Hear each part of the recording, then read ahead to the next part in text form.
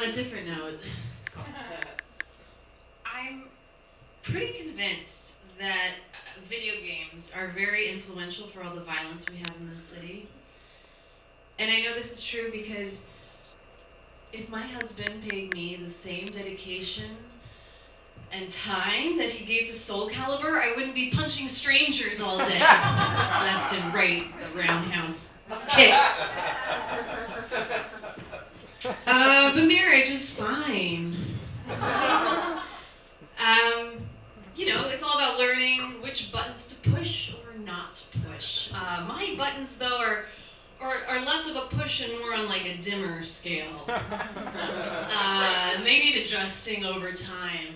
It used to be when we were dating that very visceral things would get me in the mood, And now it's more like if I come inside the door and his shoes aren't in the walkway, we're getting that dimmer up a little bit. And then maybe he'll tell me, I did the dishes. And I'm like, ooh, all right. And then all it takes me to basically be there is just when he says, I thought about it and you were right. Yes. Woo! That's all I need. It's all about perspective, though, For instance, as a 4-year-old, I went to JCC preschool, and I figured everyone was Jewish because I was Jewish, and I said that was the surroundings. In kindergarten, the cold truth of Ohio and most of the world hit me that I was the minority, and so my mom gave me dreidels every winter from then on. Soften the blow. Again, with perspective, when I think about my ancestors who survived the Holocaust and the strength and perseverance that they needed, the stamina, I'm so inspired to fight through and finish my hot yoga class. It's true. Just next time you're in one of these, just remember, you can do it. Whenever I'm on an elevator or a train that's very crowded and the doors open and there's a lot of people that have to exit, and then there's that one person that's like, nope, I gotta get on first.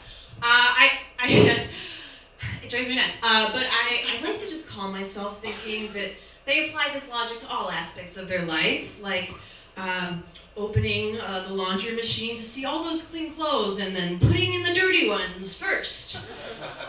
Or apply this to your body. You're putting on fresh underwear over your dirty underwear, and then when you have to pee, you just start before you get them down.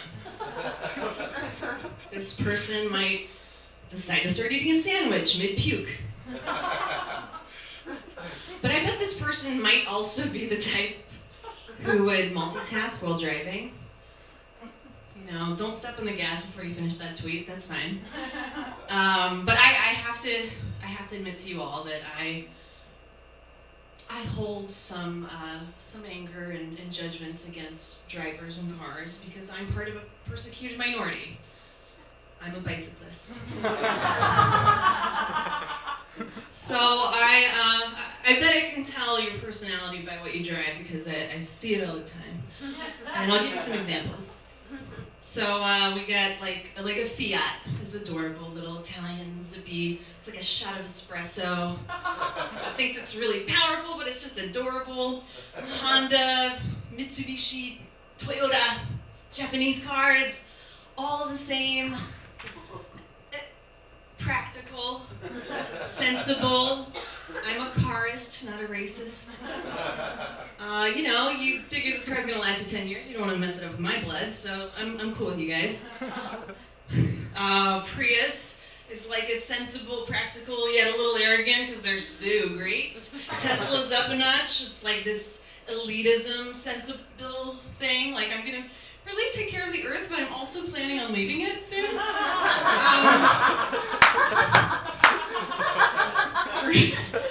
Mercedes is like a rich oblivion. Your time release Xanax is always just kicking in, and you wake up to realize you're not alone on this road. Hello.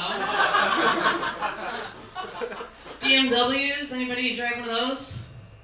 Thank God. Fucking assholes.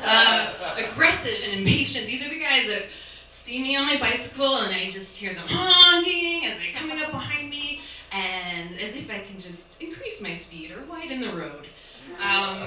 Then they zoom around me. I always see them at the next stop sign and red light, and we play this leapfrog that goes on forever.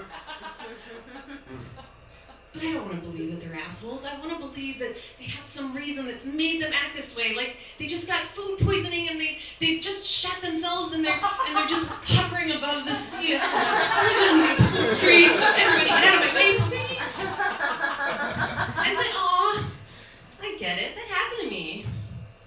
It's true. I mean, and I used to, before I committed to biking, I drove a car. I know what it's like to just want to go as fast as you can because you have all that power, and everyone and everything you see is only an obstacle in your way. If that squirrel is taking too long to cross the street, you say, "Are you challenging me right now? Because I will mow you down." Even though I'm a vegan. Yeah. But, so I don't drive anymore because it wasn't good for my anger. Go figure. Anyway, I invite you all to take in that thought about pooping your pants. Next time you see somebody driving erratically, it might give you a little more compassion, or at least they deserve some kind of thought like that for them. Anyway, I'll see you at the next red light. My name is Lauren Michaels. Thank you so much.